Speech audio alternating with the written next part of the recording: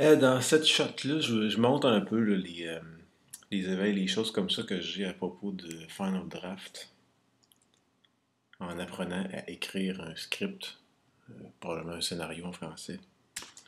Alors bon, ici, ça c'est l'interface en général. Là. Moi, ce que je voulais montrer aujourd'hui, c'était les éveils que j'avais par rapport à la parenté, puis comment on peut naviguer dans la structure des scènes qu'on crée, des choses. Je manque un peu de vocabulaire, donc il est à considérer ça là, en écoutant ceci. Je vais aller voir mes notes. Donc, c'est ça, ce que je voulais montrer, c'est le lien entre la navigation, les propriétés d'une scène. En fait, quand que je vais créer une scène dans Final Draft ici, je vais me mettre dans une page blanche, puis là, je vais cliquer sur Scene Heading. Là, désolé, une petite erreur. Donc, je recommence. Scene Heading, puis là, à ce moment-là, mais je peux écrire, disons, extérieur, plan d'effets visuels.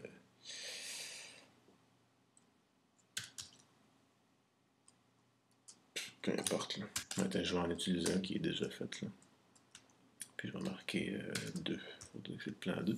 Là, à ce moment-là, quand une fois que j'ai créé ce scene heading-là, ben là, j'en viens à avoir dans les propriétés ici, je peux donner un titre qui est plus significatif que ce qui va être écrit dans le script.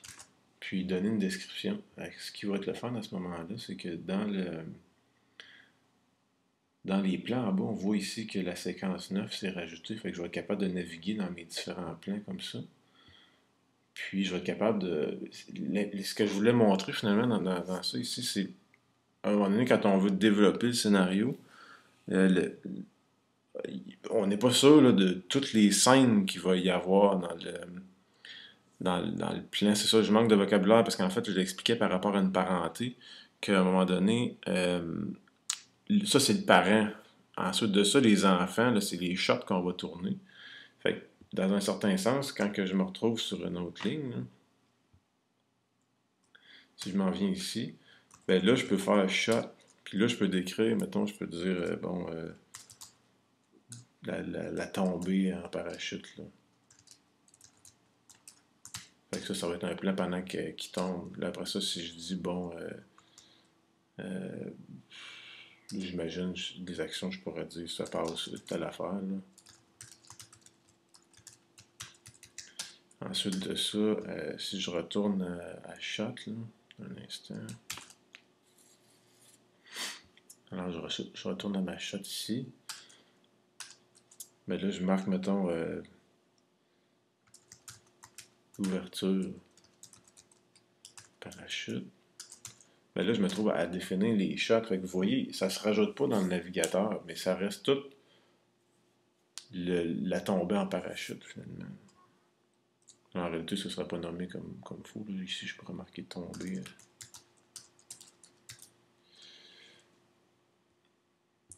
Fait que tous ces plans-là que je vais mettre dans. J'appellerais ça une séquence, là, ce serait l'essai que je ferais. Là. Ça s'appellerait le scene heading, ce serait la séquence. Puis ensuite les shots, ben, c'est les scènes qui vont être tournées. Fait qu'autrement dit, dans la parenté, j'ai mon parent, puis les enfants, c'est les shots. J'ignore plus loin dans Final Draft, là, sûrement qu'il y a moyen de faire quelque chose avec les shots. Mais c'est qu'à ce moment-ci, c'est que si dans le conceptuel, j'en viens à organiser, tu sais, me donner des idées, ben là, ce que j'ai à faire, c'est vraiment juste de dire, bon, ok, j'ai une idée d'une séquence, je l'écris ici, là, comme ça. Ben là, à ce moment-là, j'ai un champ sommaire qui s'en vient ici, comme ça. Là, je peux le décrire rapidement, puis passer à un autre après. Fait qu'à ce moment-là, d'après moi, un type d'organisation de notre contenu de cette façon-là permettrait de naviguer là-dedans. Après ça, de dire, je rajoute des enfants, je rajoute des shots. Là, après ça, bon, je peux décrire l'action qui se passe. Mais tu sais, des fois, à un moment donné, si on place nos affaires un après l'autre, comme ça, dans le parent, ben, on n'a pas à trop définir qu'est-ce qui va se produire. Puis au fur et à mesure, ben, à un moment donné, on peut décider qu'on en efface parce que c'était juste des folies, mais au moins de le décrire comme ça, ça nous fait une phase de recherche qui fait qu'on va être capable vraiment d'aller voir, c'est ça, c'était une bulle ou c'était quelque chose que, ah ouais, wow. Puis là, ben, on part à décrire les shots, les actions, les dialogues, etc. Fait que je voyais comme deux phases d'écriture dans le script. Une où, tu sais, c'est des itérations là, en développement de logiciel là-dedans. Je sais pas si je peux utiliser ce terme-là, mais en somme, itération, c'est un cycle. Tu sais, c'est comme on fait un cycle où on écrit tous les parents, toutes ces choses-là, pour avoir une liste, pour pouvoir naviguer comme ça, pour pouvoir décrire le sommaire. Puis après ça, pour pouvoir venir insérer entre les deux les différents dialogues, les différentes idées qu'on a, ou des fois, c'est vraiment peut-être juste des notes, des choses comme ça, là, de quoi parler pendant telle entrevue avec David, tu sais, puis à un moment donné, tu sais, il y a des types de contenus là, qu'on va avoir comme, bon, tu sais, des parenthèses, des choses comme ça, là, fait que, à un moment donné, dans ces parenthèses-là, dans le général, dans les éléments généraux, on va être capable d'écrire n'importe quel genre de contenu là, qui pourrait aider là, à ce qu'on puisse se comprendre. Fait que c'est ça, c'était pour partager ce que j'avais trouvé aujourd'hui là, comme patente. Je vais aller voir si les notes que j'ai prises montreraient d'autres choses que je n'ai pas